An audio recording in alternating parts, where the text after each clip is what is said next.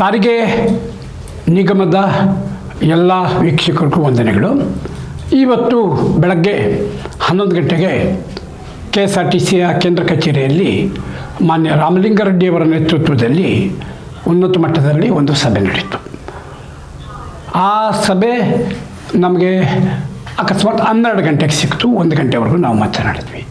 ಅದಕ್ಕೂ ಮೊದಲು ಇನ್ನೊಂದು ನಮ್ಮ ಜೊತೆಯಲ್ಲೇ ಇದ್ದ ಒಕ್ಕೂಟದವರು, ಚಂದ್ರಶೇಖರ್ ನೇತೃತ್ವದವರು, ಇಲ್ಲ ನಾವು ಯುನೈಟೆಡ್ ಅವರ ಜೊತೆಯಲ್ಲಿ ಭಾಗವಹಿಸೋದಿಲ್ಲ, ನಮಗೆ ಮೊದಲು ಕೊಡಿ, ಅವರ ನಂತರ ಕೊಡಿ ಅಂತ ಅಂದ ಹಿನ್ನೆಲೆಯಲ್ಲಿ ಆ ಒಕ್ಕೂಟದವರು ಮೊದಲು ಸಭೆ ನಡೀತು. ಆನಂತರ BMSನವ್ರದ್ದು ಮತ್ತು ನಮ್ಮದು ಸೇರಿ 2ನೇ ಸಭೆ ನಡೀತು. 3ನೇದಾಗಿ ಜಂಟಿ ಕ್ರಿಯಾ ಸಮಿತಿ ಅನಂತ ಸುಬ್ರಾವ್ ಅವರ ನೇತೃತ್ವದಲ್ಲಿ ಸಭೆ ನಡೆಸಿತು. ನಮ್ಮ ಸಭೆಯಲ್ಲಿ ಏನು ನಡೀತು ಅಂತ ಇವತ್ತು ಹೇಳಲಿಕ್ಕೆ ನಾನು ಇಲ್ಲಿ ಬಂದಿದ್ದೇನೆ.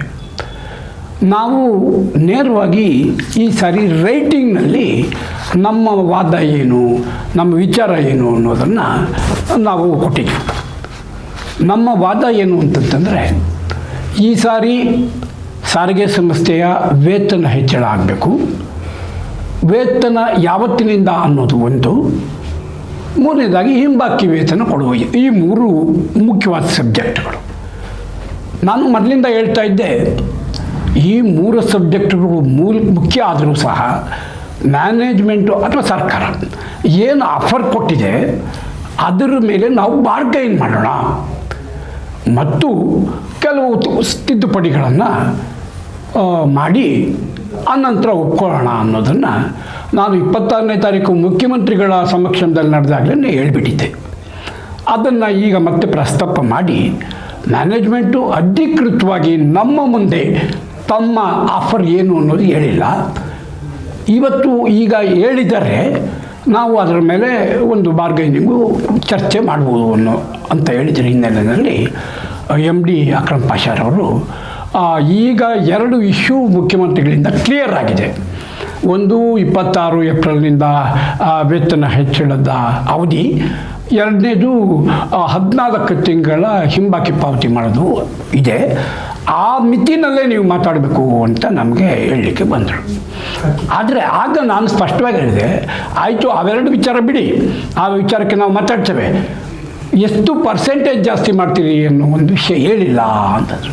ಅದು ನಮಗೆ ಆರ್ಥಿಕ ಸ್ವಾತಂತ್ರ್ಯ ಇಲ್ಲ, ನಮ್ಮ ಹತ್ರ ಹಣ ಇಲ್ಲ, ಸರ್ಕಾರದಿಂದ ತಗೋಬೇಕು, ಹಾಗಾಗಿ ಮುಖ್ಯಮಂತ್ರಿಗಳು ನಮಗೆ ಒಂದು ಕಾನ್ಫರೆನ್ಸ್ ಕೊಡಬೇಕು, ಆ ನಂತರವೇ ನಾವು ಒಂದು ತೀರ್ಮಾನ ಪ್ರಕಟಿಸೋಕ್ಕಾಗುತ್ತೆ ಅನ್ನೋ ಮಾತು ಹೇಳಿ ಎಷ್ಟು ಪರ್ಸೆಂಟ್ ಹೆಚ್ಚಳ ಮಾಡ್ತೀವಿ ಅನ್ನೋದ್ರದ್ದು ಬಿಟ್ಟು ಕೊನೆಗೂ ಬಿಡಲಿಲ್ಲ. ಆ ಹಿನ್ನೆಲೆಯಲ್ಲಿ ಇನ್ನು ಮುಖ್ಯವಾದ 3 ಅಂಶಗಳನ್ನು ನಾನು ಪ್ರಸ್ತಾಪ ಮಾಡಿದೆ. ಮೊದಲನೇದಾಗಿ ಏನು, ಈಗ 26ರಿಂದ ಕೊಡ್ತೀವಿ ಅಂತ ಏನು ಹೇಳಿದ್ದೀರಿ, ನಾವು 4 ವರ್ಷ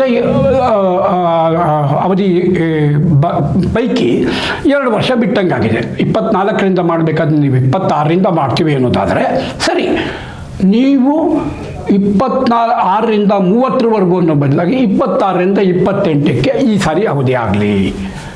ಆ 2 ವರ್ಷಗಳ ಮಧ್ಯದಲ್ಲಿ ಒಂದು ಸಾರಿ ರೆಫ್ರೆಂಡಮ್ ಆಗಿಬಿಡಲಿ. ಆ ರೆಫ್ರೆಂಡಮ್ನಲ್ಲಿ ಸುಪ್ರೀಂ ಕೋರ್ಟ್ ಹೇಳಿರೋರಂತೆ 33% ಯಾರಿಗೆ ಓಟು ಬರುತ್ತೋ ಅವರಿಗೆ ಮಾನ್ಯತೆ ಅನ್ನೋದು ಪದ್ಧತಿ ಬರಲಿ. ಆ ರೀತಿ ಮಾನ್ಯತೆ ಅಂತಂದರೆ ಒಟ್ಟು ನಮ್ಮ KSRTCಯ 4 ನಿಗಮಗಳ ಪೈಕಿ 1, 2, 3, 4 ಯೂನಿಯನ್ಗಳು ರೆಕಗ್ನೈಸೇಷನ್ ಪಡ್ಕೋಬಹುದು. ಆ ರೆಕಗ್ನೈಸೇಷನ್ ಪಡ್ಕೊಂಡಾದ ನಂತರ 28ಕ್ಕೆ ಆ ರೆಕಗ್ನೈಸೇಷನ್ ಯಾರು ಪಡ್ಕೋತಾರೋ ಅವರು ಚಾರ್ಟರ್ ಆಫ್ ಡಿಮ್ಯಾಂಡ್ ಕೊಡಲಿ. ವೈಸ್ ವರ್ಷ ಅದೇ ಅವಧಿಯಲ್ಲಿ, ಅಂದರೆ 26ರಿಂದ 28ರ ಅವಧಿಯಲ್ಲಿ ನಮ್ಮಲ್ಲಿ ಯಾವ್ಯಾವ ಉದ್ಯೋಗಗಳಿವೆಯೋ, ಡಿಪೋ ಮ್ಯಾನೇಜರ್ ಇರ್ಬೋದು, DC ಇರ್ಬೋದು, ಕಂಡಕ್ಟರ್ ಇರ್ಬೋದು, ಇತ್ಯಾದಿ ಎಲ್ಲ ಹುದ್ದೆಗಳಿಗೆ ಸರಿ ಸಮಾನವಾದ ಸರ್ಕಾರಿ ಹುದ್ದೆಗಳು ಯಾವುವು ಅಂತ ಐಡೆಂಟಿಫೈ ಮಾಡಿ ಅವರಿಗೆ ಎಷ್ಟು ಇವಾಗ ಬೇಸಿಕ್ ಇದೆ, ಅವ್ರ ಪೇ ಸ್ಕೇಲ್ ಏನು, ನಮ್ಮ ಪೇ ಸ್ಕೇಲ್ ಕಮ್ಮಿ ಇದೆಯಾ ಜಾಸ್ತಿ ಇದೆಯಾ ನೋಡಿಬಿಟ್ಟು ಅದಕ್ಕೆ ಸಮನಾದ ಒಂದು ಚಾರ್ಟರ್ ರೆಡಿ ಮಾಡಿ ಇಟ್ಕೊಳ್ಳಿ. ಮುಂದೆ 28ರ ಸಂದರ್ಭದಲ್ಲಿ ನಾವು ಚಾರ್ಟರ್ ಆಫ್ ಡಿಮ್ಯಾಂಡು ಗೆದ್ದವ್ರು ಕೊಡಬಹುದು.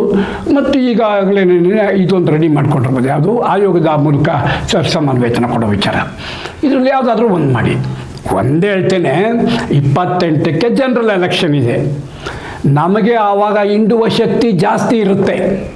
ಆಯಿತು, ಆವತ್ತು ನೇರವಾಗಿ ಸರಿಯಾಗಿ ನ್ಯಾಯ ಪಡ್ಕೊಳ್ಳೋಣ. ಇವತ್ತು ನೀವು ಎಷ್ಟು ಹೇಳ್ತಿದ್ದೀರೋ ಅದಕ್ಕೆ ಒಪ್ತಿದ್ದೇವೆ ಅನ್ನೋದು ಮೊದಲನೇ ಪಾಯಿಂಟ್. ಎರಡನೇ ಪಾಯಿಂಟ್ ಏನು, 14 ತಿಂಗಳು ಮಾತ್ರ ಕೊಡ್ತೇವೆ ಹೆಚ್ಚುವರಿ ಅಂತ. 14 ತಿಂಗಳು ಒಂದು ವೇಳೆ ಸರ್ಕಾರದ ವತಿಯಿಂದ ಕೊಡುವುದಾದರೆ ಮ್ಯಾನೇಜ್ಮೆಂಟ್ಗೆ ಇವತ್ತು ಶಕ್ತಿ ಯೋಜನೆಯಿಂದ ಸಾಕಷ್ಟು ದುಡ್ಡು ಬರ್ತಿದೆ ಅಂತ ಬಡತನ ಇಲ್ಲ. ಆ ಹಿನ್ನೆಲೆಯಲ್ಲಿ ಇನ್ನೊಂದು 5 ತಿಂಗಳದು ಮ್ಯಾನೇಜ್ಮೆಂಟ್ ಸೇರಿಸ್ಲಿ, ಒಟ್ಟಾರೆ 19 ತಿಂಗಳಾಗತ್ತೆ. ಅಂದರೆ 38 ತಿಂಗಳ ಪೈಕಿ 19 ಅಂದರೆ ಅರ್ಧದಷ್ಟು ಕೊಟ್ಟಿದ್ದೀರಿ ಅಂತ ಅರ್ಥ. ಆಯ್ತಪ್ಪ, ನಾವು 19 ತಿಂಗಳು ವೇತನ ಹಿಂಬಾಕಿಯನ್ನು ಬಿಟ್ಟಿದ್ದೀವಿ. ಆ ಬಿಟ್ಟಿದ್ದಕ್ಕೆ ಪರಿಹಾರವಾಗಿ ಕೆಲವು ಸೇವಾ ನಿಯಮಗಳು, ತಪ್ಪು ಸೇವಾ ನಿಯಮಗಳ ಆಧಾರದ ಮೇಲೆ ನಮ್ಮ ಎಂಪ್ಲಾಯೀಸು, ಪರ್ಟಿಕ್ಯುಲರ್ಲಿ ಕಂಡಕ್ಟರ್, ಡ್ರೈವರ್, ಮೆಕ್ಯಾನಿಕ್ಕಿಂತ ಲೋ ಕ್ಯಾಟಗರಿ ಅವರಿಗೆ ಒಂದಲ್ಲ ಒಂದು ನೆಪ ಹಿಡಿದು ದಂಡ, ಇನ್ಕ್ರಿಮೆಂಟ್ ಕಟ್ ಮಾಡೋದು, ಆಬ್ಸೆಂಟು, ಅವರದ್ದು ಇನ್ಕ್ರಿಮೆಂಟ್ ಪೋಸ್ಟ್ಪೋನ್, ಇಂಥದ್ದೆಲ್ಲ ಏನೇನೋ ಮಾಡಿ ಬೇಕೋ ಬೇಡ 19 ತಿಂಗಳು ಕೊಟ್ಟಿದ್ದಿದ್ರೆ ಎಷ್ಟು ದುಡ್ಡು ಬರ್ತಿತ್ತು ಅದರ ದುಪ್ಪಟ್ಟು ದುಡ್ಡು ಇವತ್ತು ಕಳ್ಕೊತಾ ಇದ್ದೀವಿ ನಾವು. ಆ ಕಾರಣಕ್ಕಾಗಿ ಈಗ 3 ತಿಂಗಳ ಒಳಗಾಗಿ ಸಂಸ್ಥೆಯಲ್ಲಿರುವ ನಿಯಮಗಳನ್ನು ಮತ್ತು ಸವಲತ್ತುಗಳನ್ನು ಅಮೂಲಾಗ್ರವಾದ ಪರಿಷ್ಕರಣೆ ಮಾಡಿ ಟ್ರೇಡ್ ಯೂನಿಯನ್ನವರ ಜೊತೆಯಲ್ಲಿ 4 MDಗಳು ಸೇರಿ ಅಲ್ಲಿ ಅದು ಪರಿಷ್ಕರಣೆ ಆಗಿ ನಮಗೆ ನ್ಯಾಯ ಸಿಕ್ಕೋದಾದರೆ ಈ 19 ತಿಂಗಳು ಬಿಟ್ಟಿದ್ದಕ್ಕಿಂತ ದುಪ್ಪಟ್ಟು ಲಾಭ ನಮ್ಮ ಎಂಪ್ಲಾಯೀಸ್ಗಾಗುತ್ತೆ. ಅಂದರೆ ಈ 2 ವಿಷಯ ಆಯಿತು. ಮೂರನೇ ವಿಷಯ ಏನಪ್ಪ ಅಂತಂತಂದರೆ, ಒಂದು ಸೆಕೆಂಡ್,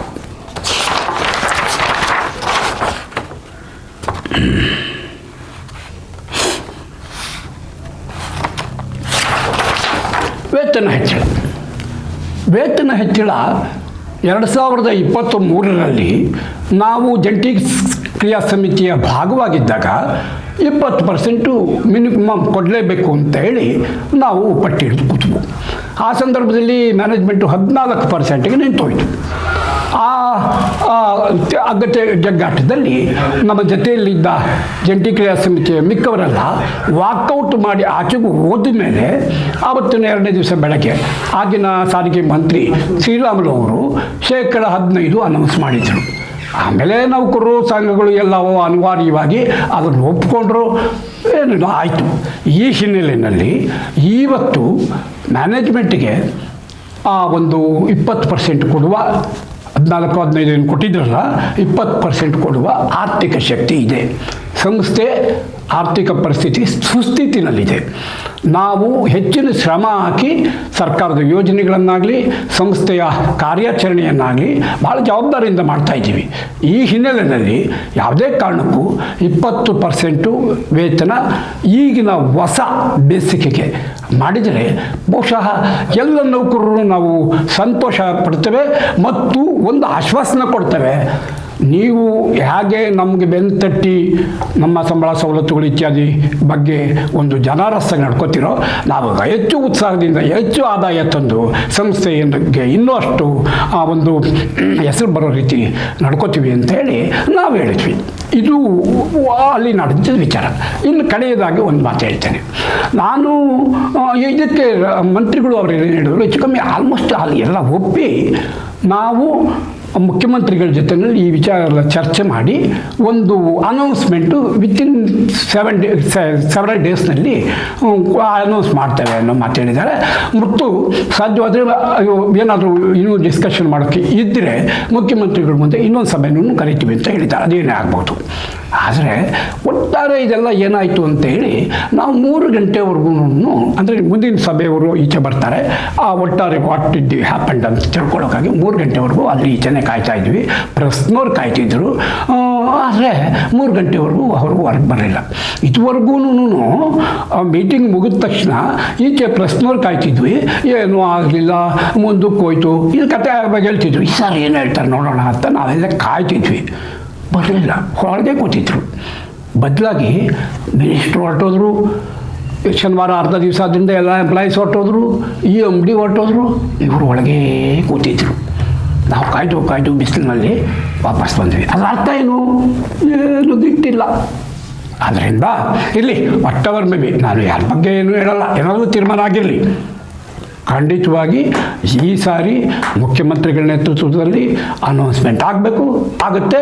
ನಮ್ಮ ಎಲ್ಲ ಒಂದು ರಾಜ್ಯ ಸಂಧಾನವನ್ನು, ನಮ್ಮ ಎಲ್ಲ ಕೊಸರಾಟವನ್ನು, ನಮ್ಮ ಬಾರ್ಗೈನಿಂಗಿಂದ ಮ್ಯಾನೇಜ್ಮೆಂಟ್ ಒಪ್ಪಿದ್ದಕ್ಕಾಗಿ ಆಡಳಿತ ವರ್ಗಕ್ಕೂ ಮ್ಯಾನೇಜ್ಮೆಂಟ್ಗೂ ನಾನು ಕೃತಜ್ಞತೆಗಳು ಸಲ್ಲಿಸ್ತೇನೆ. ನಮಸ್ಕಾರ.